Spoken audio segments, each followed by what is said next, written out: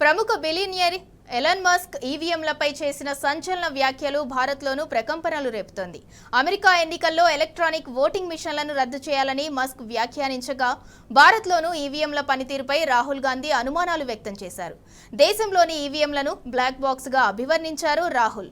భారత్లో ఈవీఎంలు ఒక బ్లాక్ బాక్స్. వాటిని పరిశీలించడానికి ఎవరికీ అనుమతి లేదు. మా ఎన్నికల ప్రక్రియలో పారదర్శకత గురించి తీవ్రమైన ఆందోళనలు తలెత్తుతున్నాయి అని రాహుల్ గాంధీ ఎక్స్ వేదికగా స్పందించారు. ముంబై నార్త్ వెస్ట్ లోక్సభ స్థానం ఫలితాలపై దుమారం రేపిన వార్తా కథనాన్ని ఉదహరిస్తూ రాహుల్ గాంధీ ట్వీట్ చేశారు. Shiv Sena MP Ravindra Waikar Mumbai north west Lok Sabha ఎన్నికల్లో 48 ఓట్ల తేడాతో గెలుపొందారు.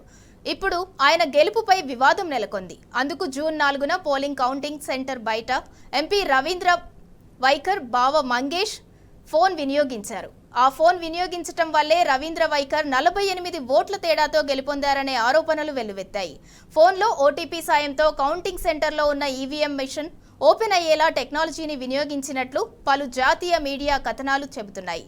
మంగేష్ ఫోన్ను స్వాధీనం చేసుకున్న పోలీసులు నిజాలు తెలుసుకునేందుకు ఫోరెన్సిక్ ల్యాబ్కు పంపించారు. అయితే మన ఈవీఎంలకు వైఫై ఇంటర్నెట్ సౌకర్యం లేదు కాబట్టి మన ఈవీఎంలను హ్యాక్ చేయలేరని ఈసీ క్లారిటీ ఇచ్చింది.